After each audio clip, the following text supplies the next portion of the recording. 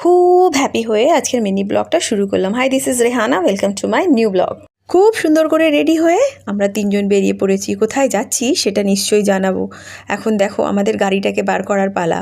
আর আমিও রেডি হয়ে ভাবলাম একটু ভিডিও বানিয়ে নিই।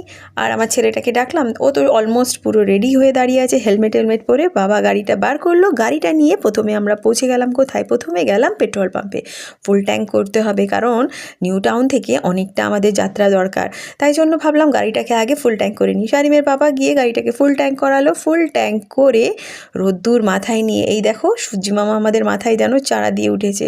সূর্যি মামাকে মাথায় নিয়ে আমরা বেরিয়ে পড়লাম আমাদের উদ্দেশ্যে। সেটা কোথায়? আমরা আজ যাচ্ছি ওয়ার্ল্ড কাপ ম্যাচ দেখতে। কিন্তু রাস্তায় আবার জ্যাম হবে না? তা কি হতে পারে? এই রাস্তার জ্যাম নিয়েই আমরা তিনজনে বেরিয়ে পড়েছি। খুবই রাস্তার জ্যাম ছিল। চিনার পার্কে জ্যাম হবে না তা তো আবার ভাবাই যায় না। চিনার পার্কের জ্যাম নিয়েই আমরা বেরিয়ে পড়লাম ইডেনের পথে। এটা হলো আমার লাইফের প্রথম ওয়ার্ল্ড কাপ, আর আমার ছেলের তো অবশ্যই। তাই জন্য ভাবলাম চান্সটা মিস করা যায় না। অনেকটা যাত্রার পরে ফাইনালি আমরা পৌঁছে গেছি ইডেনের চত্বরে। ওই সাইড থেকে দেখো নানা রকমের ভিউ দেখা যাচ্ছে। এই সব দেখতে দেখতে দেখতে দেখতে পৌঁছে গেলাম আমাদের ইডেনে। আর দেখো কত ব্যারিকেড লেগেছে আর কত লোক এসছে। অনেক লোকই এসছিল। আজকের ম্যাচটা ছিল ওয়েস্ট ইন্ডিজের সাথে স্কটল্যান্ডের। তো এই ম্যাচটা আজকে আমরা দেখতে গেছিলাম। খুব মজা হয়েছে। আর গিয়েই দেখছি অলরেডি ওয়েস্ট ইন্ডিজের ব্যাটিং চলছে। দেখে খুব মজাই লাগলো। আর যেহেতু আমরা গিয়েই বসেছি আর ওয়েস্ট ইন্ডিজকে দেখেছি, তাই জন্য আমরা চিয়ার করলাম ওয়েস্ট ইন্ডিজকে।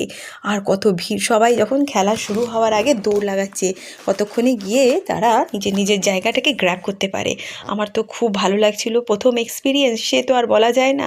শারিমের পাপা প্রথমে গিয়েই আমাদেরকে ওইখানে নামিয়ে, গেটের কাছে নামিয়ে চলে গেছিলো পার্কিং খুঁজতে, কারণ পার্কিংটা আমাদের ইডেন থেকে প্রায় 2 কিলোমিটার দূরে ওর বাবা গিয়ে পেয়েছিল।